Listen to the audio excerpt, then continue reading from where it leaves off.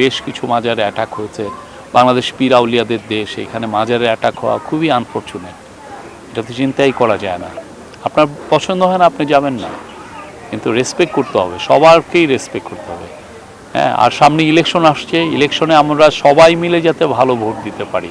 তা আমি মুসলমান বলে ভালো ভোট দিব, আরেকজন দিতে পারবে না তা তো না। সবাই মিলে, আমি, আমার নৃগোষ্ঠী ভাই বোন, আমাদের সনাতন ধর্মী ভাই বোন, আমাদের খ্রিস্টান, আমাদের বুদ্ধিস্ট এবং যারা ধর্ম পালন করেন না, আমরা সব ভাই বোন মিলেই তো ভালো একটা ইলেকশন আমরা চাই, নতুন বাংলাদেশ চাই। সেইখানে দুইটা ইলেকশন আছে, একটা হচ্ছে যে পার্লামেন্টের ইলেকশন, আর একটা হচ্ছে গণভোট। আমরা চাই সবাই দল বলে যে আমরা গণভোটে হা ভোট দিব এই জন্য যে আমরা যাতে বাংলাদেশে আর ফ্যাসিস্ট কোনো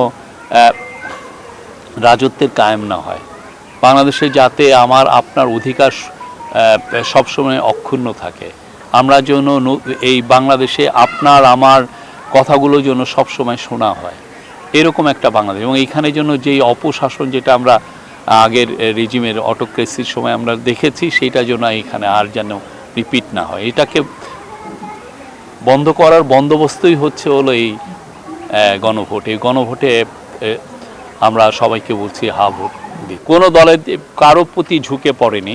কেউ হয়তো বা ভাবছেন যে বেগম খালেদা জিয়া যখন মারা যাওয়ার পরে রাষ্ট্রীয় শোক ঘোষণা করা হয়েছে, ওইটাকে দেখে অনেকে অন্যরকম ভাবছেন।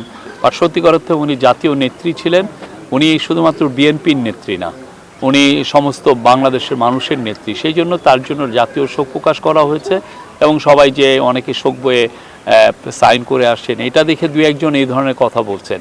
আমরা আবারও বলি, এই নির্বাচনের আগে আমরা লেভেল প্লেইং ফিল্ড করার জন্য সব যা যা করণীয় সবই করা হচ্ছে। আর কোনো ধরনের পক্ষপাতিত্ব কারো প্রতি করা হয়নি। আর বড় হোক পার্টি হোক, ছোট পার্টি হোক, সবার জন্য আমি বলবো প্ল্যাটফর্মটা সমান।